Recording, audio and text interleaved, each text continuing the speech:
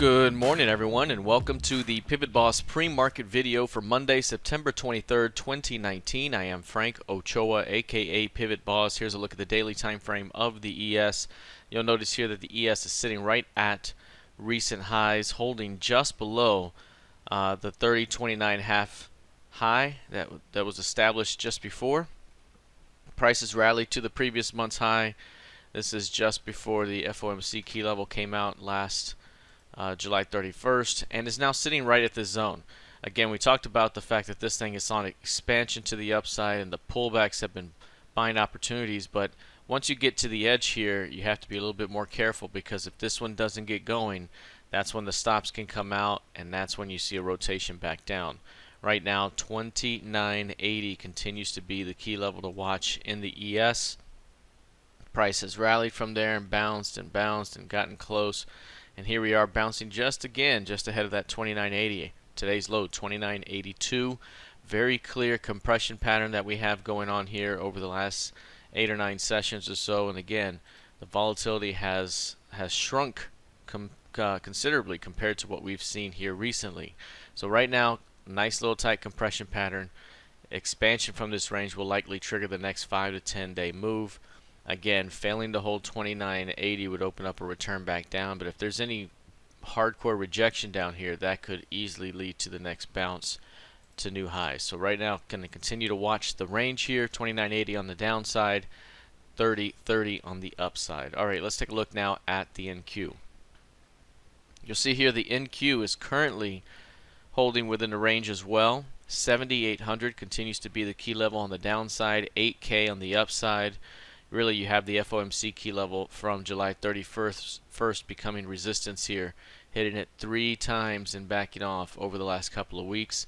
79.73.5 is that level. Right now, what you're seeing also is prices chopping currently around the current FOMC key level that has come out.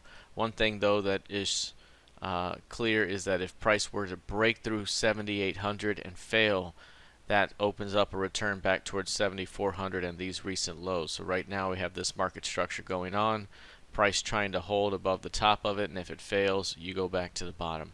So right now, keeping an eye on 7,800.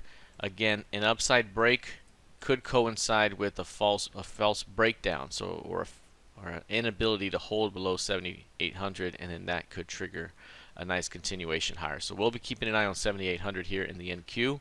If we take a look here at crude oil, again, big news in crude has sent price gapping up. After that news, we saw price rotate back down and is now holding inside a 4-day range. This 4-day range is widening a little bit here with today's session. Again, a gap fill could still be on the board here at around 55, but 58.5 continues to be that key zone. At the moment, price is having trouble even staying above 59.5. That's a level that's become resistance on the upper end of the range here. Today's high is 59.39. We're just shy of those highs. So right here, very narrow 3-4 day range. Again, this market has been very bullish, but the seasonality tendency is for price to start going down in the last week of September and the first week of October.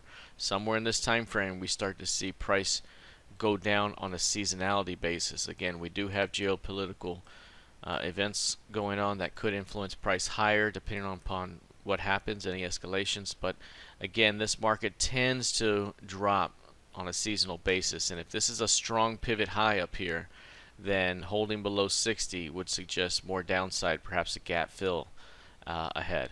Alright, that is it for crude oil. Let's take a look now at gold futures. Here's gold futures. Again, we had this very narrow range in gold that has developed. On a 5 and 10 day basis, this thing was completely compressed here. At the moment, we are above the 1520 level, the 1515 level. Those two levels I mentioned before, if price can get above that zone, and it did close above it on Friday, we can start to see a continuation back toward the recent highs, so a retest of the 1566 highs. Again, this market has been trending higher very nicely. This was the pullback phase. It held for a couple of weeks. Now this energy, this compression will likely lead to the next phase of expansion. If price can stay above 1520 here, and start working back above the previous month's close, which is the blue dotted line, then price may start to really see some upside movement. So got to get above 1529.20. So 1529, that is the previous month's close. If price can get through that zone, you start to see this thing work higher. All right, that is it for now. We'll see how this develops the rest of the session and the new week of trading. Good luck, trade well, and I'll see you in the trading room. Take care.